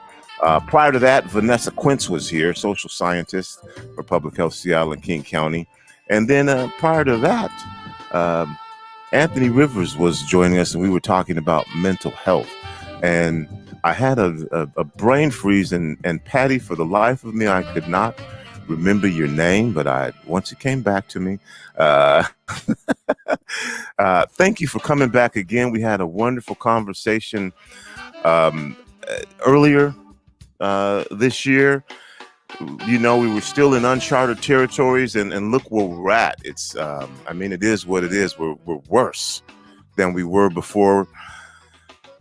And now we're talking about a vaccine, which on the one hand, you know, you want to be excited and you want to be happy about this, but there are a lot of questions that go into it, particularly if you're from a culture or a community where you don't trust. Historically, there have been some things that have happened that have led you not to trust engaging in vaccines and these type of scientific things, which are looked on as experimental. But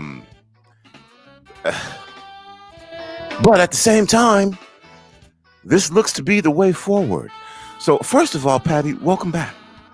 Thank you so much, Tony B. It's great to be back. And I got to say, I got to listen in a bit to Daphne Pye, and she rocks. She's just amazing. It's great to follow her up. So thank you for having me. I really appreciate it. Mm-hmm. And again, we were talking about the science. We've been talking about mental health. Again, I call this what you need to know and get this information out there. So why don't we start by, as deputy director, what does that mean? What do you do? What does that involve? What is the heavy lift and all that stuff, and the small stuff too? Yeah. So actually, I'm the director of Public Health Seattle King County. Sorry about giving you the wrong title there, Tony B. But what it is I oversee the entire department. So I have the pleasure to work with Daphne's team. I have the pleasure to work with everything in our COVID response. I work with Dr. Jeff Duchin, who is our health officer, who is the person that is leading a lot of the coordination and the science around how we're dealing with COVID. And He's also been coming on the program too. He's amazing. He's amazing. We're lucky to have him. He's our local Dr. Fauci, right? There we go. So that's my role. I oversee it all. I'm responsible for the budget and all the folks that are in the department. All right. And you know, why did you decide to get into this line of work? Have you always known that this is what you wanted to do, where you wanted to be? Well, what a nice question, Tony B. Thank you. I am a nurse by education, and when I started working in the hospital, like a lot of nurses do, I found that I was so interested in what was happening with the families whose members were in the hospital and how things were working for them, that I decided to really go into community health, which I started doing some home visiting after I got my master's degree and started working and seeing the effects of us not paying enough attention to what the community needs and how life is outside of the hospital, so to speak. And I was blessed to get a chance to work in policy development for the Washington State Nurses Association, and then went into working directly for public health at the Washington State Department of Health.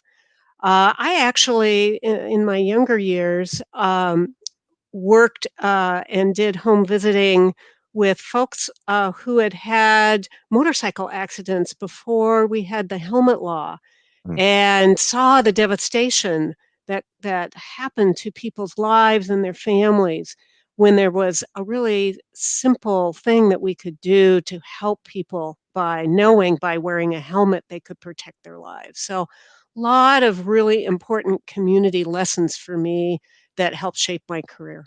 And I do want to get into this conversation about vaccines, You but bet. I'm saying former nurse. Maybe you're still a nurse. Oh, Maybe you never say former nurse. you're always a nurse. That's right. Maybe you can, again, maybe this can just be your personal opinion, your professional opinion. But what we're hearing right now is that we know they were frontline workers, front line of the front line. And this has been going on for a long time. We've heard that hospitals are overburdened, and that I guess there was a system in place before where nurses could travel from one place to another, but there's so much going on right now that's hard to do. I say all of that to say, can you share with us from your perspective, or it can be from your professional experience as the director? How are the nurses doing? Just open, honest, frank conversation about that. How are they holding up?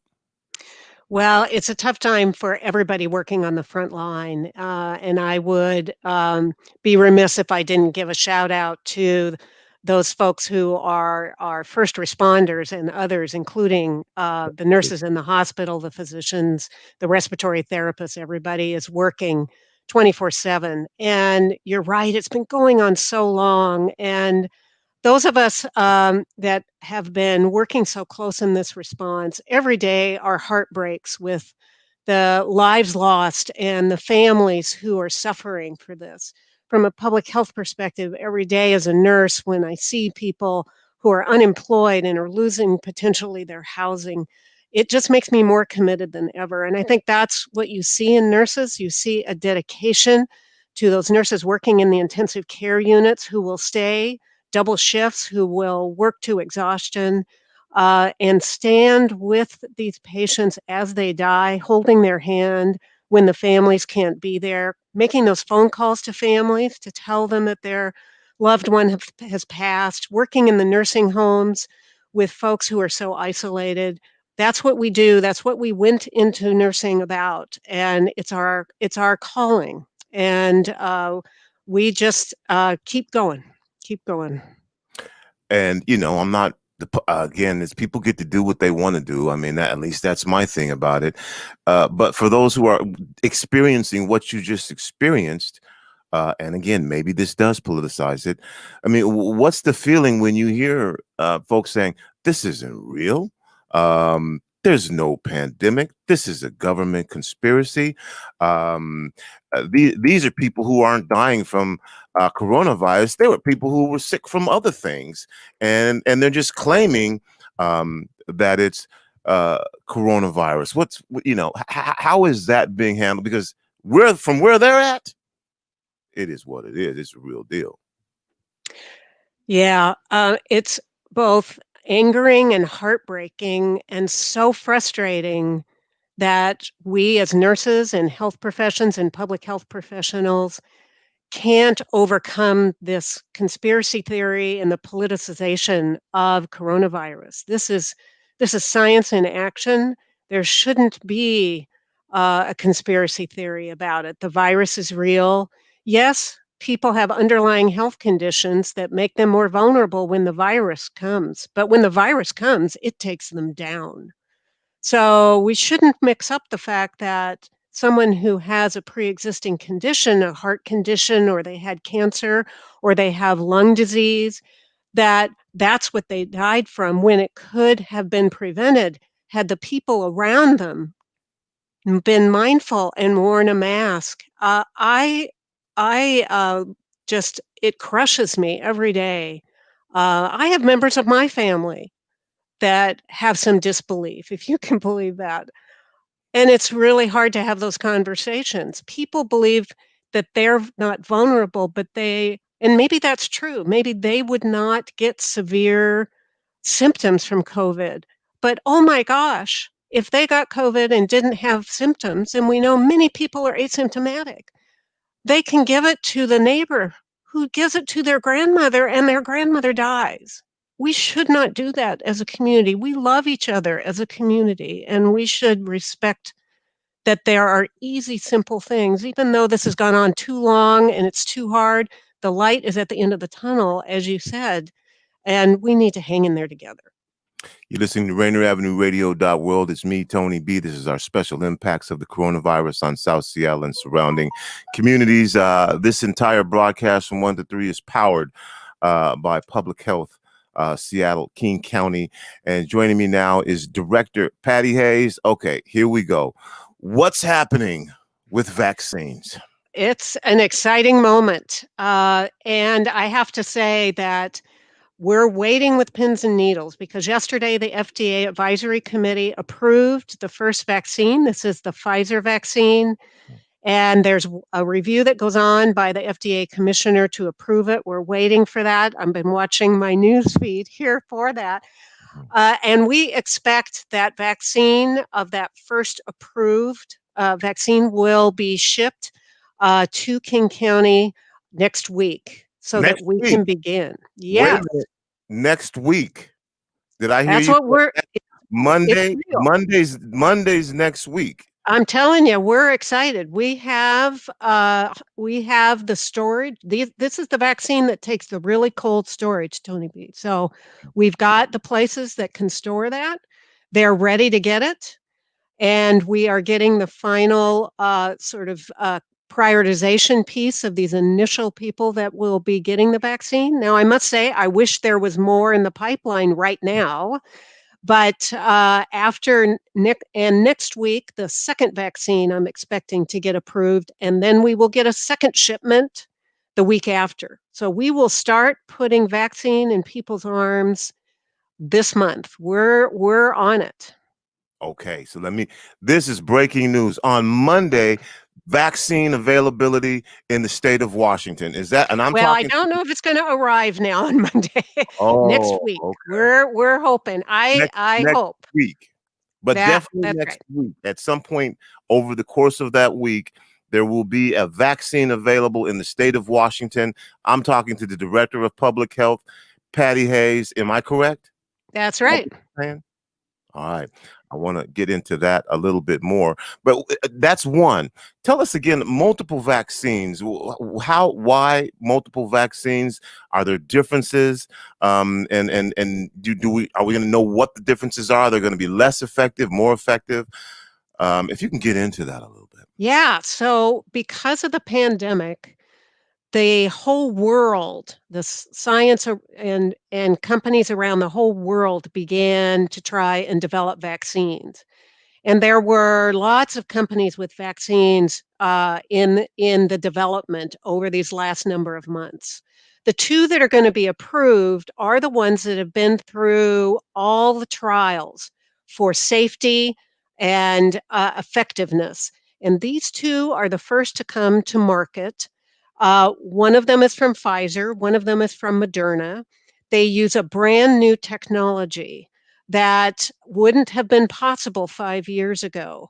But we have a new technology that these vaccines are being reviewed for up to 95% effectiveness against the virus, which is an amazing level of effectiveness. We're very excited about that. So not only do they appear very safe, very few side effects, they appear to be highly, highly effective. So when we start rolling these out into the priority groups, which of course would be our first responders and folks who are the most vulnerable, which would be where our deaths are occurring, which are in folks, the elderly in long-term care facilities. And of course, we want to vaccinate our healthcare personnel. We will be just joining the whole world in beginning to beat down this virus with the vaccine. All right, and I got to put you on the hot seat right now, because what we were told to listen to the science, and the science was telling us there's a process that takes time. We can't cut back on the time. This could be another year because that's just how long it takes to do this in order to make sure and ensure that this is safe. Well, this is a dramatic cutback on time, and so. For folks who are wondering, well, wait a minute, you're telling us to trust the science. So there's not going to be a vaccine for a while because it just takes time. Now, that time has been slight. The vaccine is here. Why should folks trust that this is going to be safe? And what happened? What changed? Yeah, this is science lifetime. Lifetime we're watching. The good news is I said this was new technology and a new type of vaccine. Even Dr. Fauci just 2 days ago when I was on a call where he was saying and affirming that as he reviewed it, the time it took included, because we use this new technology, it fulfilled every step that would have normally taken years. But because science has evolved to where we have this new type and this new technology, they were able to achieve those phase 3 trials in this compressed time period. And so he was assuring us all on that call that these trials for these 2 vaccines were complete, and that the data he's looked at shows that these are indeed not rushed, but indeed could be done within this shorter period of time. So it's amazing. Okay, now I think you know why I'm saying this is because this is going to be some folks, depending on your culture, depending on your background, where you're going to be very hesitant about this. And then we've heard different things from the science, and that was one of them. And now it's saying, well, there's new technology. Okay, but that's not what you were saying 6 months ago. Again, and for people who are most vulnerable, there's this thing, well, they're going to get them first, and they're going to be the ones who get the vaccine, and they're going to suffer the consequences of this vaccine that is not going to be effective and is going to have side effects. So again, how will we know? We hear phase 1, phase 2, phase 3, phase 4, and there's this long period of time. What are you saying to these folks other than Dr. Fauci says it's okay? Well, I think the good news is the data can speak for itself. I understand that people are going to be hesitant. We know that. And I also understand that rightly so, that people have had experiences that have lack of trust in government. But with what I'm telling you right now is that the vaccine that's coming will be shown and deployed, and I think people will see that we have an effective vaccine. So we not only have the clinical trials that show that it's up to 95% effective or 95% effective, but we also are now seeing, as it's being administered, that we have people's stories about it. And I have confidence that as we begin to deploy it, we can both show the community and have people speak from the community, from their experience, and then we will see the decline. For example, we expect that as we give this in the long-term care areas, and people will have the option of opting out, of course, but those that take it, we're going to see a dramatic decline in the virus and deaths in the long-term care arena. That's very important because right now, folks 70 and above are very vulnerable. And so I'm very excited to get the option out there for folks. Okay, and you talked about this a little bit earlier. Again, who gets the vaccine first, and it'll probably be essential workers, frontline work. But I'll let you explain that. And then the other thing about it is that we know that there are communities, for a number of reasons, that are more vulnerable. How will these communities be prioritized to receive the vaccine? Great. Well, the first vaccine that we're expecting to be shipped are rather small amounts for the numbers, but let me give you the numbers. In King County, in this 1A grouping, that is the first go group, it includes our healthcare workers. So those would be people in the hospitals, of course, and our frontline workers in clinics, et cetera. There's around 100,000 of those people in King County. Then I mentioned the long-term care area, which would be both the patients and the frontline workers in long-term care, which are the nursing homes, assisted living, and our adult family homes. We think there's around 60,000 with those folks. And then our emergency medical personnel are around 5,000 here. So you can see there's quite a number of folks that are going to be in that 1A, and we expect that it's going to take a number of weeks into January to get enough vaccine. And remember, this vaccine, you have to have 2 doses, and it has to be spaced about 21 to 28 days apart, depending upon the vaccine, for maximum effectiveness. So each of those folks will have to get 2 vaccines. So you have to multiply those numbers by 2. So it's going to take us well into January to get that. And then the next group are essential workers, which is important to know that there's not a list of essential workers. The governor has his categories of essential workers, but it's not like there's a database in the sky of essential workers. But essential workers are those folks who we've been asked, like childcare workers and folks who are working in the front lines with our groceries and other places that need to be present for us so that we can keep going and have those essential services. So we will be developing and implementing from the State Department of Health's direction a prioritized list so that those folks know when to step up. So childcare workers and then teachers, and we need our first line folks to get that. So that's a large group. I don't have that number estimate from the State Department of Health for you.